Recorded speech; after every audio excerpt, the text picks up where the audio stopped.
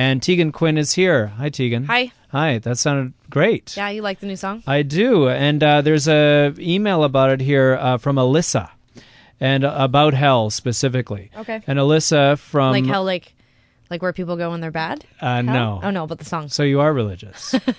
So Alyssa from SFU here in BC says, after listening to Hell, Tegan, I think it has the potential to broaden the audience for Tegan and Sara even further. In effect, this would make it another Walking with a Ghost in terms of popular success. Mm-hmm. If this was to happen, what effect, if any, would this have on the power dynamics of Tegan and Sara? Seriously, what would your reaction be if Hell were to achieve that level of popular song success? Well, maybe then I'd have a mansion and a limo like Sara, I guess.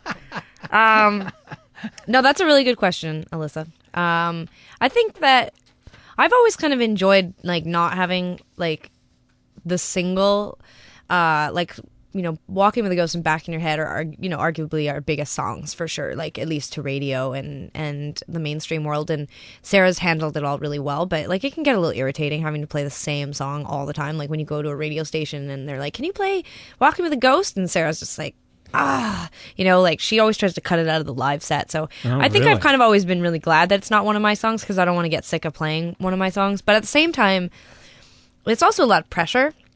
Like all joking aside, and I remember there was a point where Walking with a Ghost was getting played on all these radio stations, and we were having to do these radio station promoted shows, and it would be like 1,000 drunk jocks and their girlfriends, like blowing up condom balloons and like hitting them on stage, and like poor Sara, it was like her fault. Like we all blamed her. We were like, thanks a lot, jerk.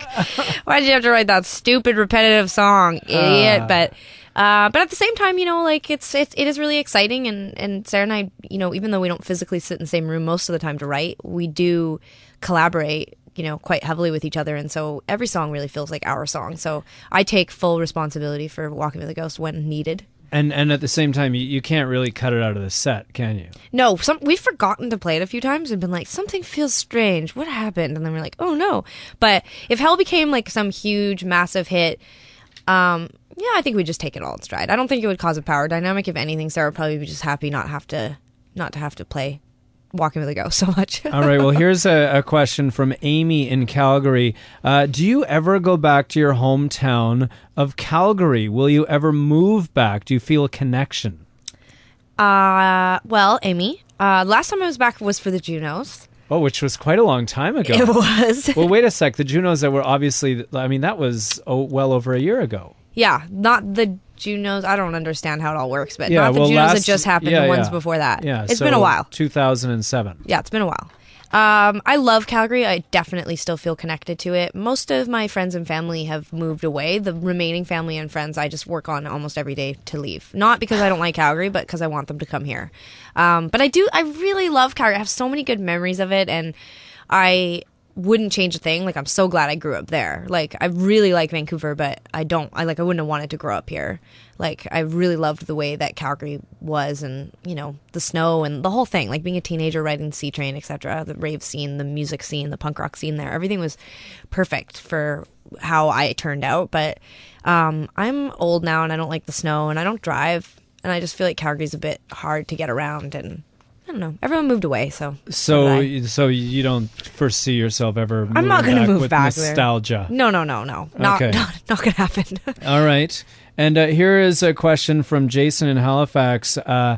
And this one is about your between song banter, which is pretty famous. And Jason is disappointed that the between song banter was cut out of the DVD. It's not fun. Don't do it. Yeah. Wonders why. And then asks the follow-up question, do you practice your between-song banter?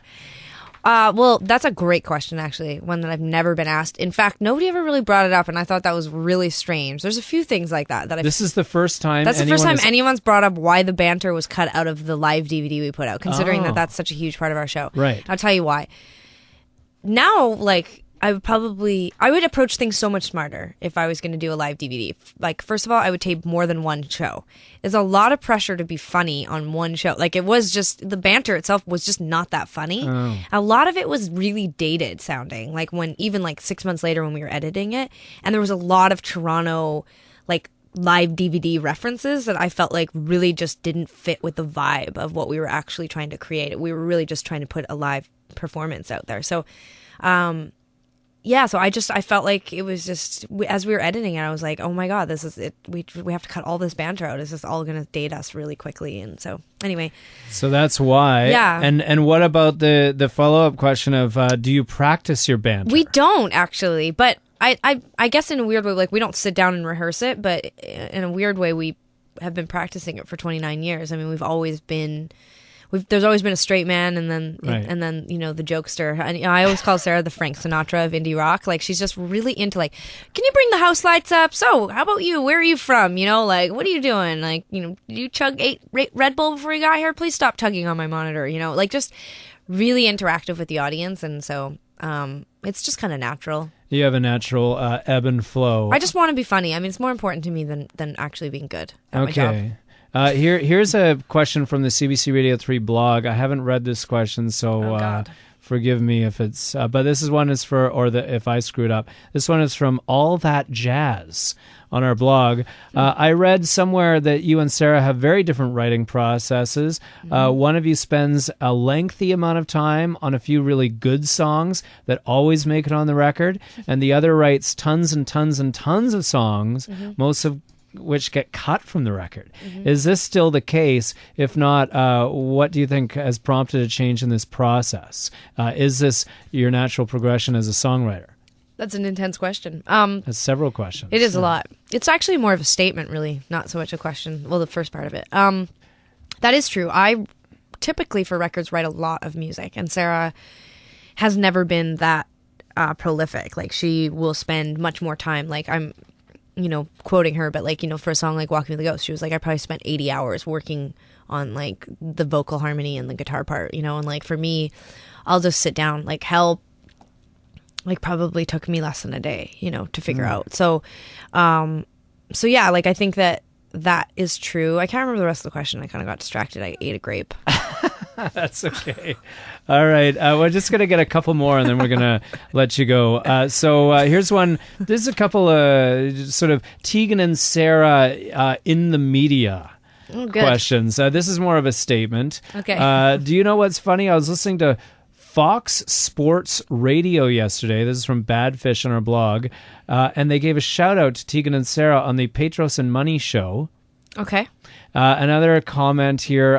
This is a question. That's cool. That's it. That was the end of the statement. Statements with Tegan and Grant at CBC. Yeah. Can you ask Tegan how she and Sara felt about Fat Mike's Creeping Out Sara, the song on NoFX's new album? Well, it's from Crozen in Ottawa. Crozen. Thank you for the question. I grew up, like we were just talking about in Calgary and, in the punk scene, and, there was like a lot of bands that I really loved back then, and one of them was NoFX. And so yeah, like a year ago or 8 months ago or whenever I first heard about this song, it was actually a friend of the band who emailed me and was like, oh, I was just at the studio and NoFX have this song, and it's about meeting you and Sara at this German festival and the conversation Sara and Fat Mike had backstage. And I remember that story, and I'd say about 70% of it is true. I mean, they did have a conversation in an internet cafe backstage at this German festival.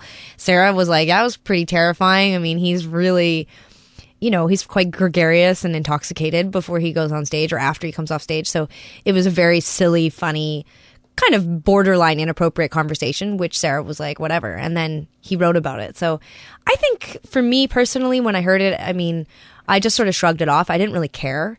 And then when the media started to call us and ask us if we wanted to like be quoted, like our comments on it, and spin.com put out some stupid story with a headline that was like, NoFX disses Tegan and Sara, which was not true. Like, it was like the song is mainly making fun of him.